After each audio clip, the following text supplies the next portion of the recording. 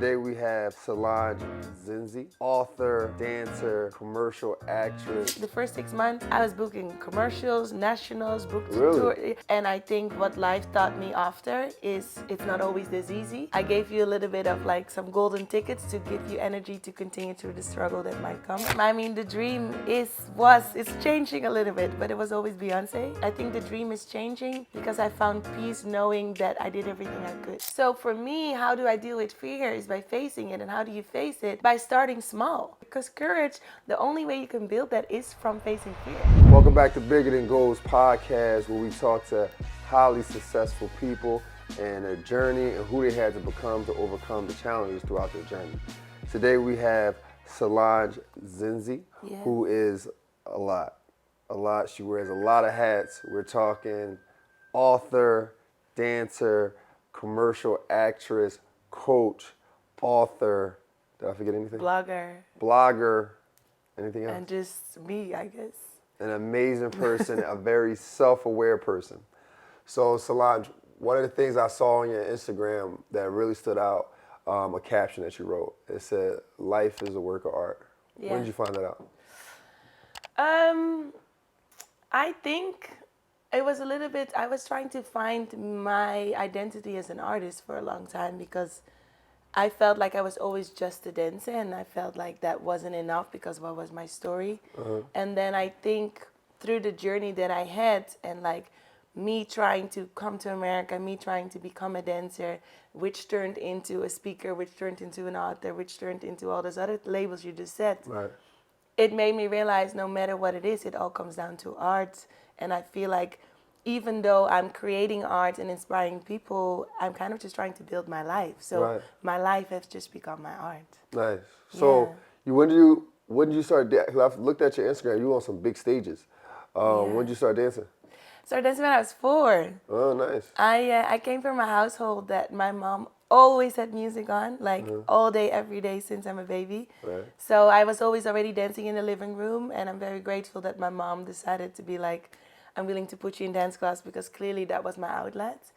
And then started dancing since I was 4, and then when I was 10, I went to like a pre-dance college. So every Friday and Saturday night I was like dancing for 10 hours to get trained to go to a dance college. And then from 16 till 20, I went to a performing arts school. So how was your transition from Amsterdam to America? So the transition was actually very smooth because I was still in college. And in Holland at the time, at least what I was fed, is that the most work as a dancer you can find there is musicals. And I can't sing. After all the things we just said, I can't sing. Yeah. So that's common throughout the world. Right? Don't worry about it is. It's all good.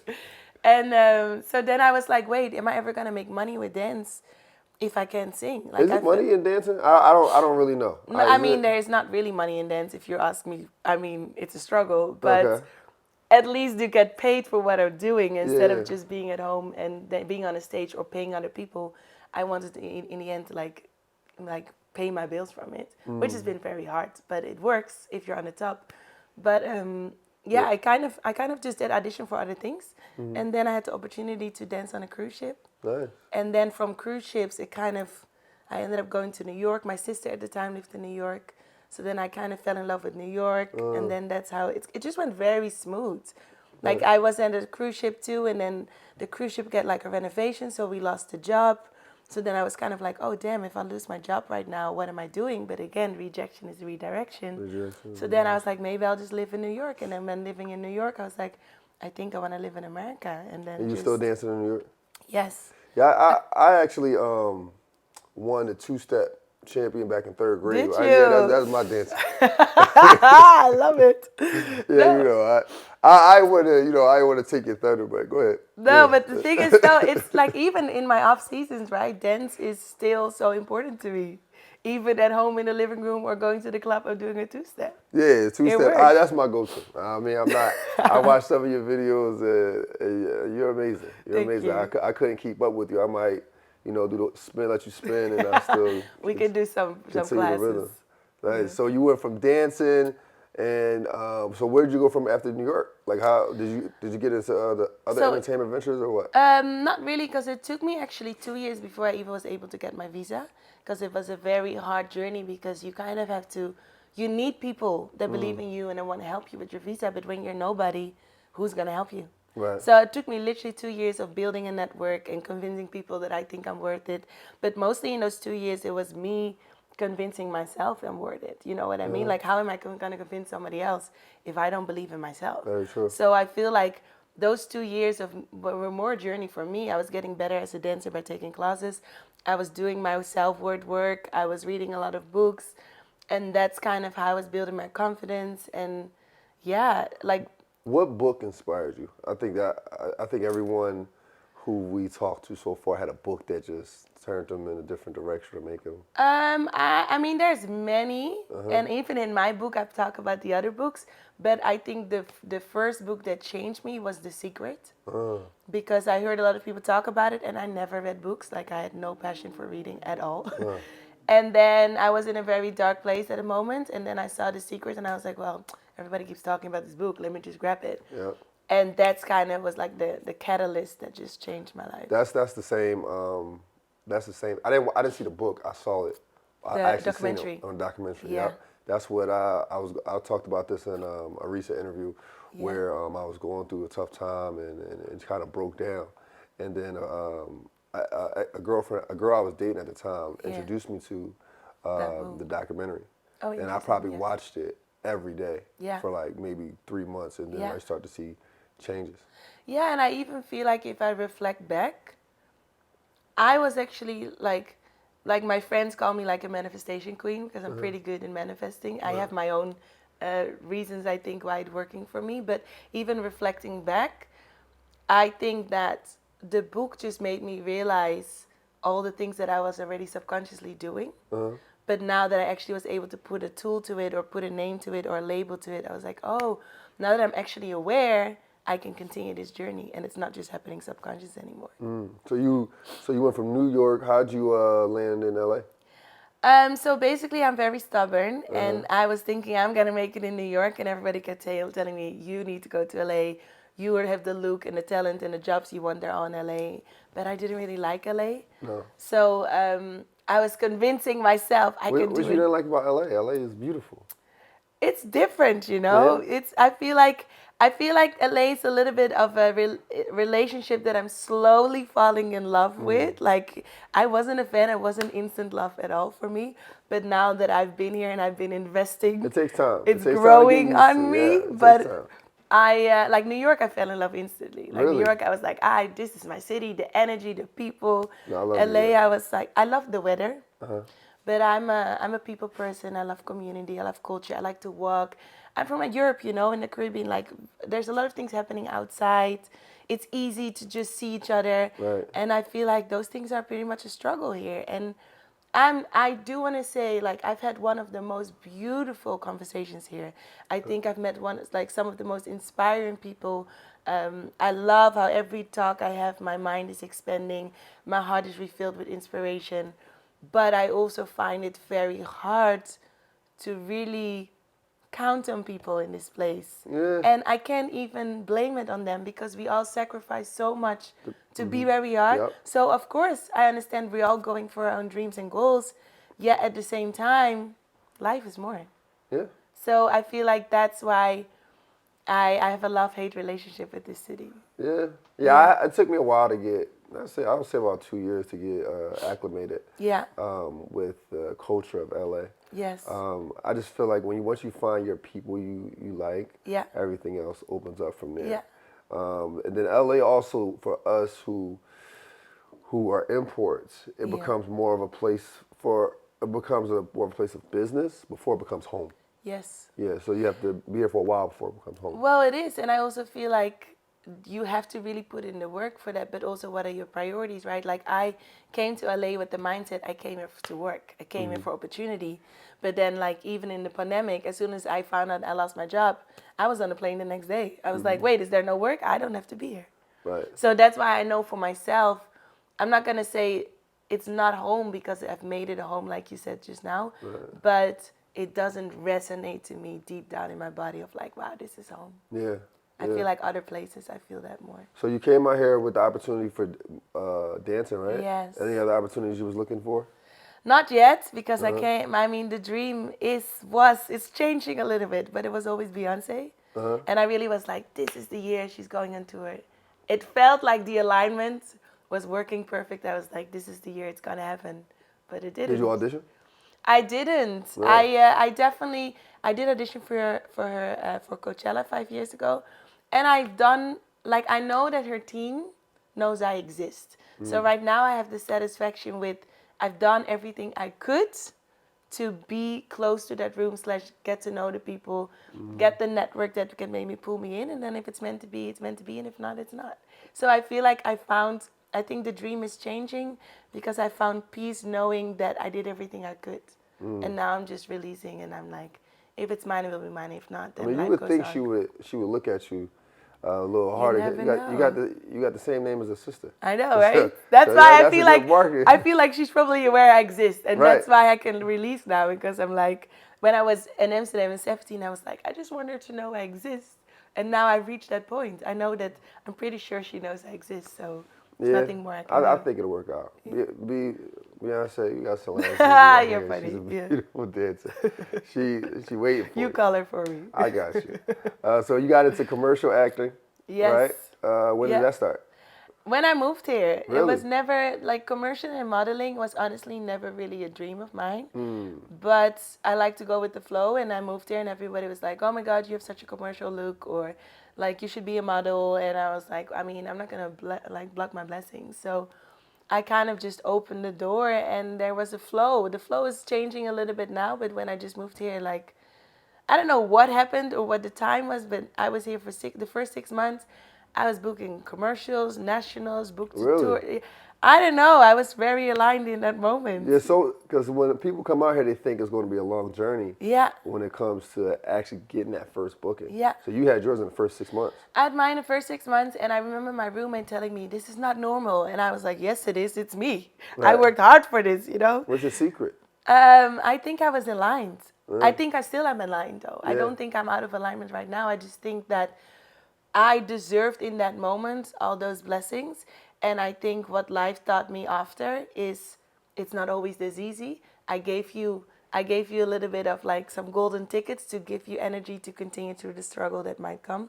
So then basically when the pandemic came, and I feel like we're still now dealing with the aftermath of that and the strike and everything, it's still a little bit of a struggle, but because I had the opportunities, I feel right now I'm not going to give up on that because I had a taste of it.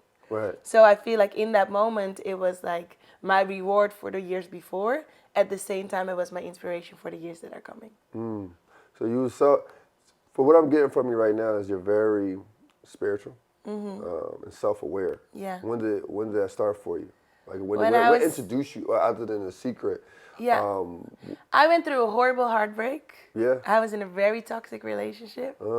And I was trying to get my dream in. So I literally felt broken.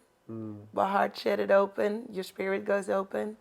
And I never even called myself spiritual until later. It was kind of like my book.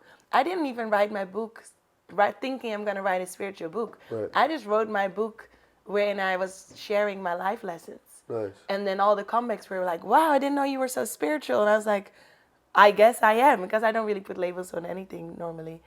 And then through having these podcasts and more people like doing motivational speaking and people reading my book, and now I've kind of owned it. And I have a mentor that is very spiritual, and she has been sharing with me. She has like a beautiful gift, and she told me your gift is too, that you're about to be a spiritual leader on this world. So you might as well just own it, you know? Yeah, you have to. Yeah. And then you got into, so from the commercial, and it had to slow down during the pandemic, right? Yes, absolutely. Slow down. So what'd you do to overcome those type of, challenges? Write my book. Writing your book. I think the thing is, I left instantly LA so I was on tour. And then I got a call that, of course, all the tours were canceled. And then I went to my dad, who lives in an island in the Caribbean. And then after 10 days, I was like, gosh, what am I going to do? Like, I might as well maybe just start writing, because so basically, sorry, to pull back to when did I become spiritual is about 8 years ago. And then 3 years ago when I wrote my book, those years before, people would always come to me and ask for information or wanted my advice or wanted to see my vision. And I love to be a people person and help people, but I was like, it takes a lot of time and energy, you know? Right. So I thought, why don't I just write a book? And every time people ask me questions, I'd be like, read my book. If you have questions after that, we can set up a meeting. And you wrote it yourself? No. Wrote it myself in 6 Nice. weeks. Wow. Yeah. So you had a lot on your mind. I think I was just, again, I think I was in tune. The downloads were just coming and I was just writing. And your book is called Solo Jump. Yeah. Nice. So talk about that title. It's a lot of secret meanings in there. So my name is Solange, but my nickname is Solo. So the first title is like Solo Jump, like Solange Jump. Second, Solo in my island, the island I'm from, the island language is Papiamento. Solo means sun. People always call me their sunshine. So it also stands for like sun jump, as in like when you jump through life, I want you to shine like the sun. Right. Third of all, solo is, of course, it stands for independence. Yeah. So solo jump also stands for like, exactly, like I want you to depend on yourself. And I'm not saying you don't need people because we all need people, but I mean like in the end, the power and the change and the confidence has to come from within. So solo jump is for kind of like embracing that power and confidence and courage. And is it a self-help book? It's a self-help spiritual autobiography. So it is while I'm giving tools and making people more aware and giving the courage and confidence to live their dreams and trust their intuition and follow their gut, I'm also combining it with a lot of stories out of my life so people actually see how I use them or how I learn them or how I pursue all those tools. Nice. So Yeah. So you took 6 weeks to write it. Yeah. Right. Wild, right? That's crazy. Even sorry not to cut you off, but Good. I'm only realizing now how wild it is. At the moment, it was normal. Really? Yeah. I don't know how because during the pandemic, I couldn't even think. I Yeah. couldn't even think to write an email, let alone Yeah, that's true actually. a book. Yeah. So how's the book doing? Good. I just feel like When'd you release it, by the way? when I turned 30, which is 3 years ago. Oh, nice. So That's a good 30. right, it was a present to birthday. myself. Yeah. Yeah. Good for you. It's been good. It's been literally, it actually created so many new things, you know, because like I got feedback from people and like one of the best feedback I had from somebody that was like, I love your book. The only thing I would like to say, it's very based on your personality. And she's like, you're very outgoing, you're very courageous. I'm very an introvert and a lot of things are scared for me. So as much as I'm inspired by your book, at the same time, I'm like, I don't know if I will ever be able to get there. So that really gave me like new inspiration. And then I started an online life coaching course to become like an NLP practitioner, hypnosis practitioner, learn how everything works with science. So I'm not actually just inspiring you with who I am and my spirituality. Now I actually know how to make the shifts in your mind mentally. So like the book gave me even more doors to open up now. And then I started my coaching business, and then I started to create a blog because I realized as much as I put all the information in the book, that was 3 years ago. I already learned so many new things in the last 3 years. Yeah. So now every first Sunday of the month, I have a blog, and I share with whatever I felt inspired with in that moment. Right. So how do you because she mentioned something about coming from your perspective. Yeah. But a lot of people aren't like you. I mean, you're very outgoing, very upbeat, high energy, great energy, by the way. Thank you. And but you know, people deal with fear. Yeah. How do I you do too. How do you handle it? How do you handle fear? Give me By a story. By facing it. Give me a story though. I want a story like where you know you had some fear, you didn't want to do it, and you just said. The thing is though, but the thing is, it's never that I don't want to do it. I always want to do it. Right. But the fear is stalking, right? Because I feel like everybody that feels fear is because you want something. Because otherwise you wouldn't care for it. True. So for me, how do I deal with fear is by facing it. And how do you face it? By starting small. So let's say, like, I have a friend, it's hilarious, like when she orders pizza, she won't even go to the door. She'll wait till the delivery guy puts it on the table next to her house, waits till he leaves, and then she opens the door. That's scary for some people. That's scary for me. You know what I mean? Like everybody is there. So it starts off with face the small things first. And then at one point you open a door and the person is there and you go say thank you. And then you're going to feel that you actually feel courageous. That's my caterpillar. I'm like, oh, that actually creates confidence, because the opposite of fear is courage. Courage creates confidence. Right. So the more confidence you feel, the less fear is scaring you. So I have thousands of stories, but I think more of the story is start with the small things and see what it does to you, see how it actually builds courage. Because courage, the only way you can build that is from facing fear.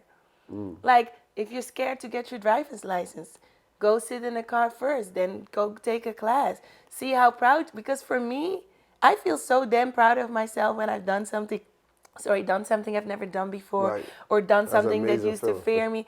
Yeah, so that becomes my inspiration. I'm like, damn, I felt so scared, but I did it. I want to feel that again. And now I'm a little bit like a fear junkie, I guess. I'm like, I'm scared. Okay, let's just go for it. Because I love the feeling after. Yeah.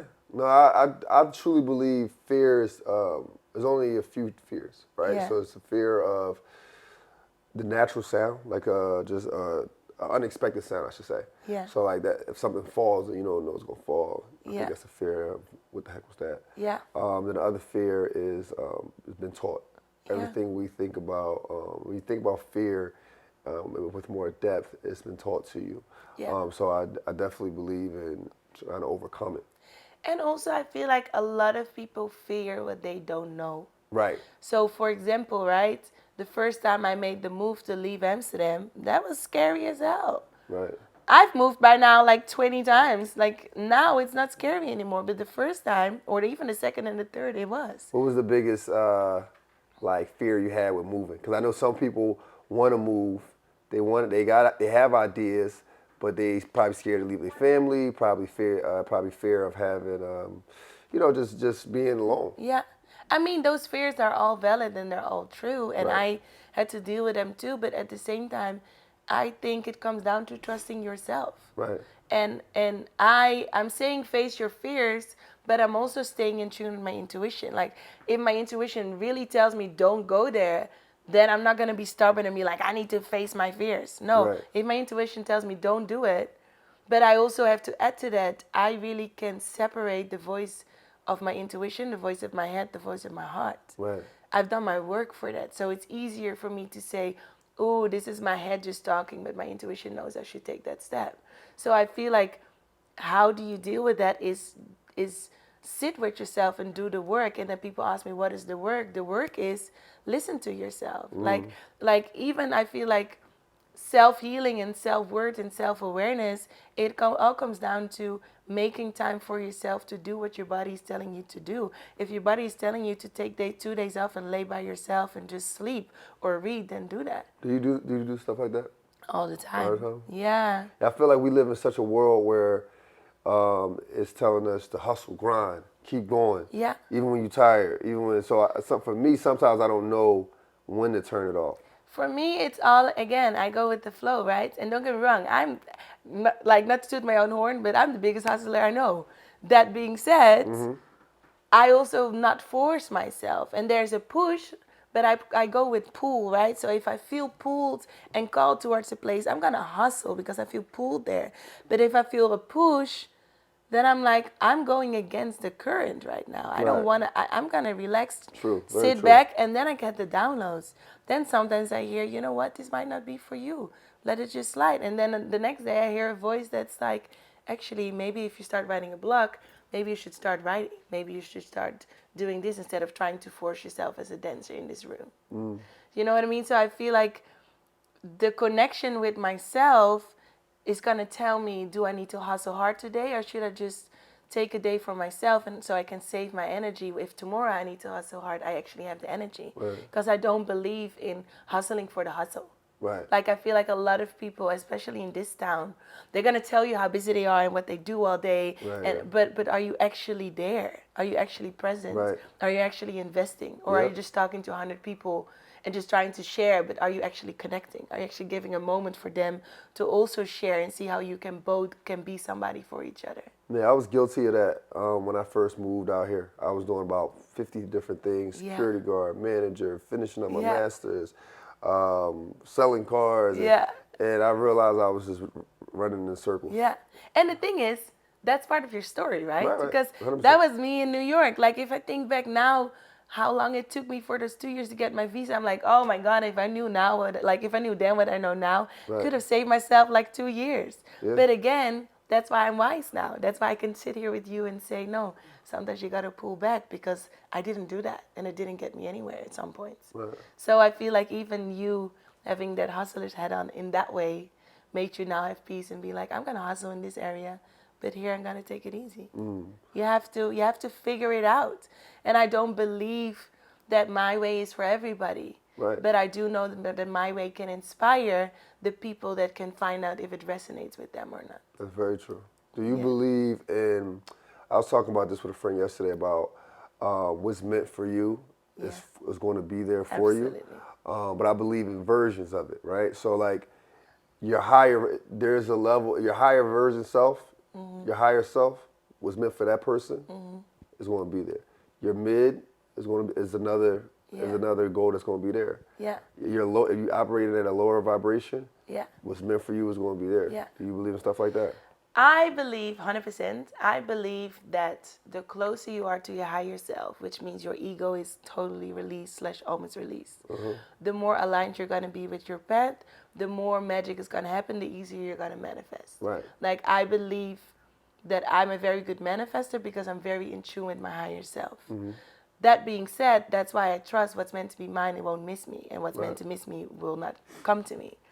But if I have an ego, I'm not listening to my intuition, which means I might be off track, I might lost myself a little bit, then manifesting is going to be harder because I need to come back to me. So then when people say, well, it wasn't meant for me, well, was it not meant for you? Or are you right now living out of ego? Are you living out of another version that you're supposed to be? Because if you're distracting yourself from who you're really supposed to be, then things are not going to work for you. And then people say, well, it's not meant to be. And I'm going, I don't think that's true. Right. I just think that you have to do the work. And then things are going to work for you.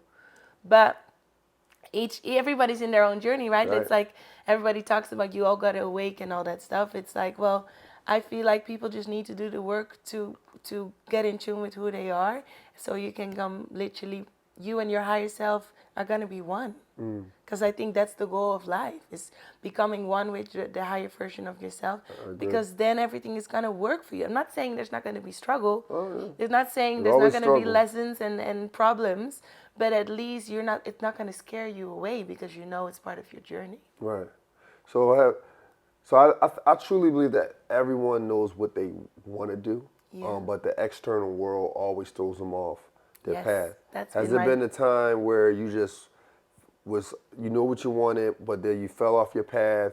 How'd you get back on your path? So it's funny you say this, because this is actually something that used to make me insecure, because I struggled with trying to keep the external world out, but my story was never, I didn't listen to my intuition and then I had a burnout and then I found myself, and that's not my story. My story has always been, I knew what I wanted. Right. So that actually made me insecure, because I was always like, well, they got really fat and then I really saw the sun and then they lost weight, or they did a corporate job and then they got a burnout and now they found the light.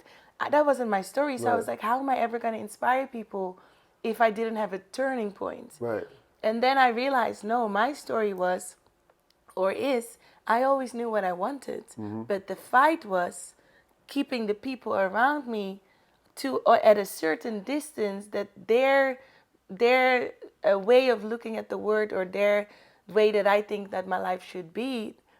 How do I say this? Sorry, sometimes my English is a little bit crazy, but it's like, it was a hard part for me to keep other people out and stay true to me. So my story now is, how did I stay true to what is really inside of me and not listening to the outside voices? How did you stay true to yourself? Because I know sometimes people use like meditation as a tool. Sometimes people go into solitude. Sometimes people, listen to music a lot, dial back. Yeah. What did you do? I went where joy was. Yeah? What was that? Whatever felt right. Right. Whatever gave me joy, which most of the time was dancing. I truly believe I became spiritual through dance too, because dance is actually very spiritual. Yeah. And I went when my heart told me to go. So even when people tell me, oh, wait, you're moving to America, but why would you? Or wait, but there's no money there. Or wait, there's no person there. And I was like, yeah, but my heart tells me to go. Right. Or I feel like I'm going to have a good time there. Or I'm very curious. Like, I just went where my curiosity went, or went where I felt like I would be happy.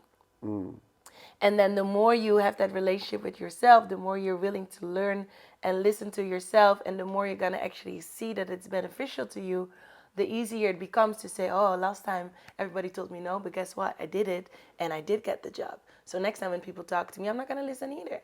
Because right now I trust myself. Yeah, you gotta. I think that's the biggest thing when you pursuing something. You gotta trust yourself. And again, I made mistakes too, but it's kind of like the more you're willing to be vulnerable and to just take that solo jump, the more you're gonna be in tune with yourself, and the more you're gonna like. I feel like I can say with proud. I think my biggest confidence is I really trust myself. Yeah. I really trust myself that I'm going to get myself out of any situation. I really trust myself that I'm really going to do my best for whatever I want to achieve. And that on itself, no matter what the outcome is why I'm going to do it. Nice. So, Yeah. what should people expect out of your book, Solo Jump? Like, what you at the end of the last chapter? What should they get out of it? Should they be stronger mentally? Yeah, I just hope it gives, and I mean, not just hope. Of course, I had people, like, I have many people that send me messages that they're like, changed their jobs, broke up relationships, moved to the other side of the world because they found the courage and the confidence in themselves. So me sharing my journey and me sharing the battles I had to go through or the tools that are working, it made them reflect on themselves. And I guess they were able to have the courage to step into that identity for themselves. So when people read my book, I just hope that it creates this inspiring flow for them to feel inspired to go for their own dreams. And at the same time that it built them their own courage to really take that step. Nice. So you wrote this book 3 years ago, and you mentioned you learned so much after, right? Yeah. And you're coaching. Yes. How's that going?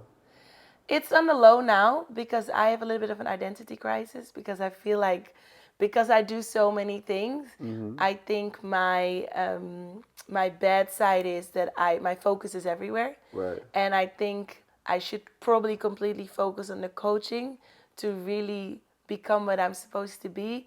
But my identity is like, wait, but I still want to dance. And if I get a call to go to freaking Ecuador tomorrow, I don't want to have 10 clients that I have to reschedule. Right. So I'm having a little bit of an identity crisis. How do you balance that? Well, not so good at the moment. Should we try to figure it out? So I feel like the problem, the issue I have right now is I know that once I step in the complete identity of spiritual leader and coaching, it's going to take off. I have no doubt about it. Nice. But the spirit and the kid in me, I love to be free, right? So I like to still just dance and just get a job here and there. But I know if I'm a coach, I'm responsible. And I have a lot of friends that say you can combine it, Solange. Like you don't have to feel like it's this or that. At the same time, I know myself. I'm a 0 to 100 girl. So I'm all in or all out. Right. So that's why right now my coaching is not on the level that I think it's gonna be soon, because I'm still a little bit in the balance of, oh, I have a performance this month, and oh, I can move here, or oh, I can do this. Oh, I have a last minute gig. Oh, I have a commercial. Oh, I have the freedom to just show up. Yeah, I feel like that's what I'm getting from you. Your dancing is the core. Dancing. It is, but there's a shift. I'm grieving right now. Yeah. Yeah. Yeah, but I like that though. I like that you have a core. I think when you dissect most successful people, they have a core. Yeah. I love guys like Jay-Z. Yeah. Hit rap was his core, but he does other things. Yeah. You know. Yeah. But he probably wouldn't be able to get to those things if he didn't have that core. So I don't knock that at all. I think it's great that you're still highly excited about dancing. And you've been dancing since you was 4 years old. You still have the same energy. It's honestly, it's my heart, it's my passion, and it got me through everything. Like even all the best, even it's like again a toxic relationship too, because dance makes me the happiest I ever feel and be. At the same time, it also created all the drama and the problems because I want dance so bad that I'm willing to struggle so hard sometimes, where I was willing to, like my family's on the other side of the world. Like that's the biggest sacrifice of life. You know what I mean? But it's because of my love for dance. So I feel like I'm in a phase right now that I'm grieving my dance identity because I know I'm 33. I can't do this forever. And I like what you just said about JC. He can rap forever though. You like even no matter how old you are, you can do that. Yeah. I can dance forever. I also feel pulled to step into the new identity, but I'm grieving at the same time because I'm excited to become that person. But I also feel like I just love to be on stage, you know? Yeah. So I'm trying to figure out right now how I can, and I know I will find a way, but how I can use dance in my spiritual healing. How I can use, like I want to do retreats on my islands in the future. I already know I'm going to combine dance with it. Right. I'm never going to completely let go, but it's still a different version. But you don't see yourself like stop dancing anytime soon, though, right? I feel like you have so much energy towards it. I think that's although I don't know if you can or cannot dance forever, but I feel like you're nowhere near that. I'm nowhere near that. At the same time, I'm a little bit tired of depending on other people where my money is coming from, dance-wise. So my spirit could do this forever, right? How I feel right now, right? But I'm also tired that every month I'm like, is there an audition coming in? Is there, you know what I mean? Like I'm 33. I've done this dance life that is when the highs are highs, they're high. They're super high. Life is great. Right. Every day in a new hotel, every day in a different country. You have like 4 flights a week. Those are the highs. Money is good. But the lows are, you don't know where your next paycheck comes from. You might have 1 gig in 4 months. Wow. You know what I mean? So I am not tired of dance, but I'm tired of the lifestyle. So you wouldn't want to have a dance off with me? No. I don't want no trouble. So is that one of the struggles of being a dancer, or Absolutely. Is that the biggest struggle of being a dancer? The biggest struggle I would say is that you're not really in control. Because you can be the whole package. You can have all the talent, all the looks, put in all the work. They might not want you. And you never know why. So the struggle is that you have to release and let go. And unfortunately, you have to depend on other people to say if you're booked or not. Right. So I think that's something that is not for everybody. Do you think with the content creating, the way, people getting a lot of opportunities, content creators are getting a lot of opportunities from their creativity, obviously. Yeah. Do you think that will help as far as getting more auditions or getting more looks? Yes, but I also don't think it's for everybody, right? So we're living in a world that even the dance industry has changed. Nowadays, your Instagram is your resume before you went to an audition. You know what I mean? Before you had 20 minutes, now we have self-tapes, so you have more time to actually put in more work or show yourself in a 20 different minutes way. of dancing, that's what you got to do for auditions? Sometimes, yeah. Really? You walk in, Jeez. they throw the dance at you, you get one shot, and that's it. Wow. So now, on one hand, it's better because now you have an Instagram. You decide what you put on your Instagram. So if you don't like it, then you don't put it. If you like it, you put it. Right. So the chances are different. At the same time, I'm not as much as I love to talk and I love all this, I'm not a person that is a lot on Instagram for myself. I like to share quotes. I like to share inspiration, but I'm not really there to be like, hey, there, look at my talent. That doesn't feel in alignment for me. Got you. So it works for the people that do love doing that. But for me, I don't really enjoy that. So then it's a little bit more like a push because it's like, oh, I got to put stuff on Instagram so people know that I actually work with big artists and been on big stages. Yet at the same time, it feels a little bit out of alignment for me. No, I think that's key. I think just doing things that's aligned with you is important. I think when you do things aligned with you, that's when you get the most opportunity. That's when you get the opportunities for you. Yeah. You kind of weed out all the BS that's not meant for you. Yeah. So good for you. Yeah, and I also believe, again, not one way is for everybody. So I can listen to 10 successful stories where they all did the same thing, and you could be like, well, there's enough proof, they all did that and it worked. But if that's not me, then it's not going to work for me because people are going to see I'm not authentic. Right. Like a lot of people tell me, sorry. Oh, no, you're good. A lot of people tell me like, oh my God, Solange, always when you talk, you have so much wisdom. Like if I go for coffees with my friends, they're always like, oh God, the gems you dropped today. I can't believe it. You should just do videos every day on Instagram and share a gem. And I'm like, well, that feels forced. Yeah. So I don't do it because for me, that feels forced. This is flow to me. Right. I love having conversations. So if somebody can get something out of this, I'm happy. Did anyone in your family dance? I mean, my mom and my dad, my sister, all for fun though, not All for like fun? professional. Oh, nice. So But they could mess with me, huh? nah, No. we can all do the two-step, but you gotta fly or to Well, Amsterdam or to. I got some style to my two-step. You know what I mean? I want a video after this podcast of this, like in my living room. Listen, you put a song on, man. I start getting up. You know what I mean? I don't want to show you out. Oh, you're But funny. no, but that's good though. I always, cause when I talk to people who have tremendous talent, I always want to know where it stems from. Yeah. Because most of the people I've talked to, they, their mom played the piano or somebody did this, Yeah. or maybe their parent was an athlete or something like that. I I always mean, want to know is it genetic? I Is think it it's a taught? combination. I am from a family, mom and dad, that are very athletic. Like they love to, like my mom was a physical teacher, my dad is a coach for FIFA. Like I am from my grandparents were physical teachers, so I am from a family that is physically strong, if that makes sense, physically active. Music has been very important to me. So in our family, so if you combine music and physical activity together, you get dance. Right. So it wasn't that my mom was feeding me to become a dancer, but we were always working out, like being active outdoors, and at the same time there was always music inside. So if you combine it together, you get a dancing child. Right. And then I feel I've been fortunate enough that my mom was allowing me to be free and discover what dance did to me and put me into classes knowing how happy it made me. Right. And I feel lucky enough that my mom decided if you want to do that, you can do that. She never said, oh, you need to be a doctor or you need to be a teacher.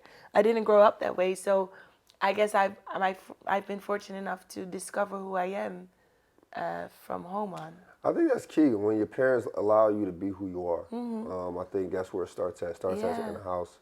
Your parents just who you are is who you are. You don't have to live up to any of my Yeah. expectations. I want you Yeah. to be.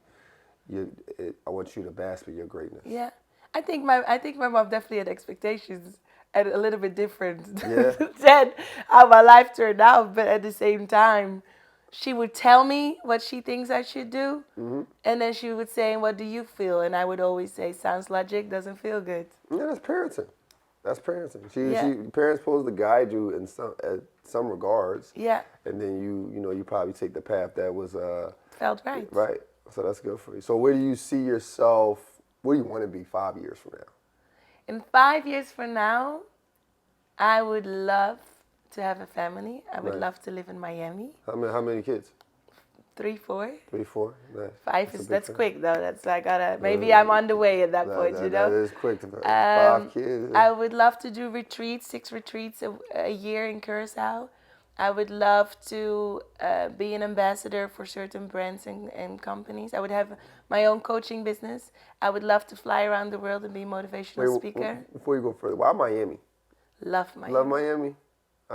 I've been to Miami a couple times. I haven't had the Miami nights. I guess I haven't had the Miami life. Miami was also like for me. In the beginning, I didn't like it. Really? It was also kind of what LA does to me, but Miami just went a little bit more quicker, I guess. And I feel like life is guiding me to Miami too, because a lot of my jobs, they send me to Miami. So then I have 6 months there, 3 weeks there. Or like a lot of times I've been sent by God, the spirit, universe, whatever you want to call it, to Miami. I used to date a guy in Miami. So I feel like I've been pulled there and I've fallen in love with the city more. And every time I go, I'm like, I've always been searching in the world, where do I see myself? Because I'm from Amsterdam, but I don't see myself there in the long run. I'm from Curacao, but I don't think Curacao is right now. I think that's when I'm like 70. I love New York, but the struggle is so real there, and the weather is cold in the winter. Very.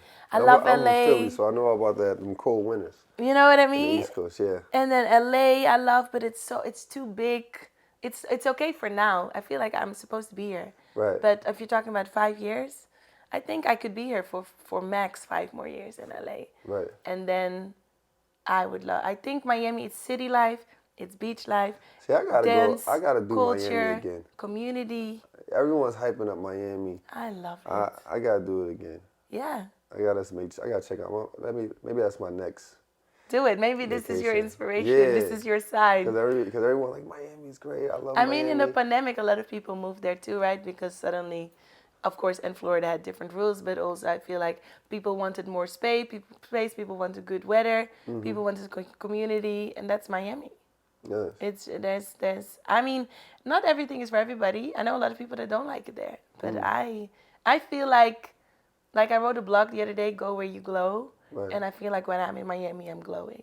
Right. It feels right. So 5 years, 4 or 5 kids, married, Miami, dancing, Motivational speaking. motivational speaking. Here and I there. did see that you. Maybe a beauty campaign would be nice. I can see that. Whoever wants to get me. I can see the beauty campaign going.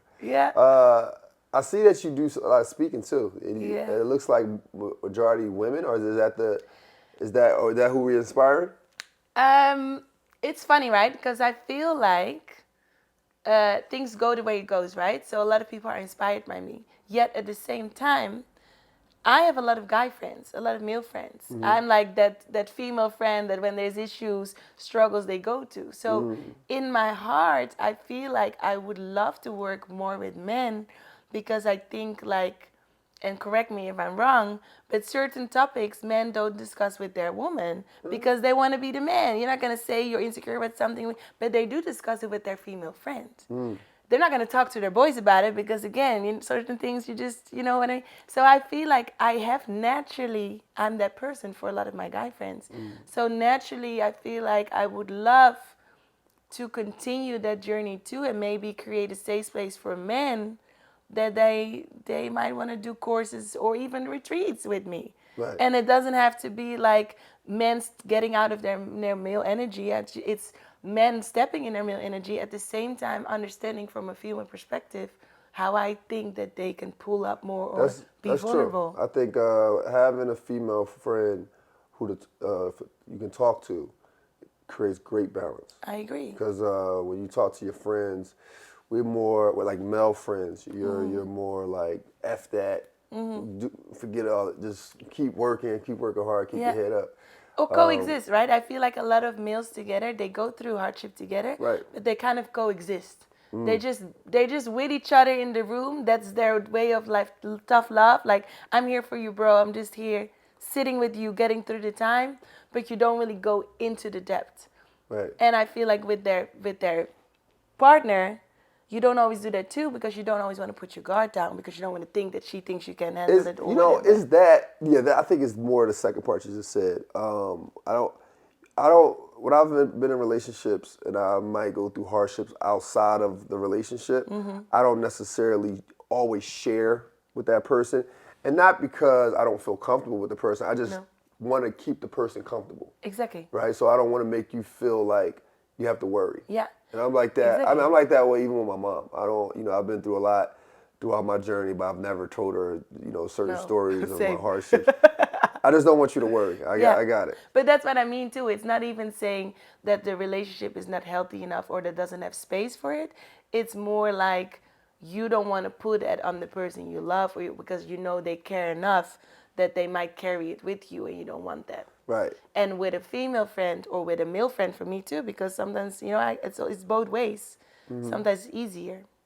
So to circle back to the question, yes, I love working with women because it's just naturally how it went. Because I am a very strong, independent woman, so that naturally gravitates a lot of women to you. At the same time, I love men. I love talking to men, and I feel like what's lacking in this world right now is a safe place for men to really put their guard down and not feel weak about it. Yeah, I totally agree. So I'm figuring out how I'm going to use that later on, but I don't want to close that door at all. No, and you should. I think there are men.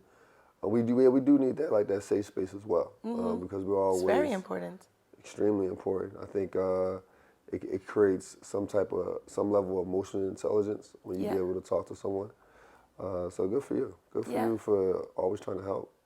It's in me, right? It's annoying sometimes. I'm like a fixer. No, but it's good. I think we need it. I think the world needs more fixers. Yeah. Fixers and builders. In the end too, I feel like, and thank you for this compliment, but in the end too, I feel like I'm just trying to live my life, right? And just by chance, it became a ripple effect for others. Right. So now I feel like I'm taking my responsibility and I'm trying to lead more. Right. At the same time, I'm just trying to do me. Because what I'm really just doing is I wake up in the morning and I'm like, what is going to make me happy? What do I think I need to make myself and keep myself happy? That's good. And I guess it's I mean there's bad days for sure, Of but course. it's working so far. So you're always so you always feel like you're in control of your life, like even when things go No. wrong. No. I'm not always in control at all. Yeah. But I feel like I'm in control of riding the waves. So I'm on my surfboard, but I don't know where the waves are going. But as long as I stay on my surfboard, I'm good. So you're in control of how you handle the waves. Yes. So the ups and downs. Yes. I agree with that. Some things are out of your control. Absolutely. But it's about how you handle it. Yeah. How you respond to it. I take responsibility for what I can. So that way, because there's a lot of things I can control. Like it would be delusional to say I control life, because I really don't. Like it knocks me down every other week. That's true. But I know how I can keep myself up, and that is by listening to what I need in that moment. And some days that's me tuning out. Some days it's me showing up. But I at this point I know what I need because I'm very in tune. Even when it knocks you down, I feel like it's still character building. I still like you're I think It is. It's the only thing it is, actually. It's character building, and if it's preparing you for the next level that you're trying to get to. Yeah. So I like that. I Yeah. like that. And that's also why like reflection is so important, right? Because when you're in it, you feel like the world is on top of you and you're like, oh my God, why is this happening? Pity party, pity party. Right. But then afterwards, the compliments you get is, wow, you're so courageous. Wow, you have so much wisdom. Well, that didn't come from nothing. Right. Like I always tell people when the same, like, are you always happy? You're like, one of my guy friends the other day was like, you're the happiest person I know. I said, that's so kind of you. At the same time, I had to put in so much work to finally know how to be this person because of all the times I got knocked down. So now it's a skill. I know how to make myself happy because I had to practice it so many times. Yeah. So this will just be our last question. What do you do to like, are you down? Like, you know what, this makes me happy. I mean, besides dancing, do you do anything else outside of that? I like to walk. Walk. I like to clear my mind. One of my quotes in my book is "Get out of your mind into action." It's like when I feel like life is overwhelming, I like to just do something, and sometimes you can't really do. So I just go walk, reorganize my thoughts. Like it's kind of like you're on a computer, like refilling the folders. And I think I should practice to sit more in silence. I feel like my body is asking for that. I just still have a hard time managing that because I have a big social circle. There's always a phone ringing. There's always somebody somewhere wants something. So I'm trying to manage those boundaries at the moment. But for me, I mean, I love just putting on my candles and dancing in my room. Like it doesn't have to be big, you know. It's just listening to what my body is craving is how I get out of the darkness. Nice. So what can we expect from you in the next year, month? What you got going on? Well, I am on hold for a job right now this month, so I hope that's gonna work out. And I just hope actually that, to be honest, what my goal is, I decided the rest of the year I'm gonna focus on myself and what I feel like I want to do, and then next year I really want to take off with my coaching business, and then 35 I really want to like own my identity as like a spiritual leader. I'm looking forward to seeing it. Thank you. Where can we find you at? SolangeZindzi.com. SolangeZindzi.com. Instagram? Solange Zindzi. Solange Zindzi. Yeah. Make sure y'all follow. Beautiful conversation. Thank you. I appreciate you. it. No, appreciate you. Appreciate you accepting. And please keep inspired. Keep being the best version of you. Thank you, and good luck with the podcast. I'm excited for you too. Thank you. Because the world needs this. I agree. Yeah. I agree. This is what it's for. So this is my book, Solo Jump. It is on Amazon. If you put in Solange Zindzi, Solo Jump, or if you just go to my website, SolangeZindzi.com. It's in English, also as an ebook and an audiobook, and I translated it to Spanish as an ebook and paperback. Thank you for joining us. Bigger Than Goals podcast. Until the next time.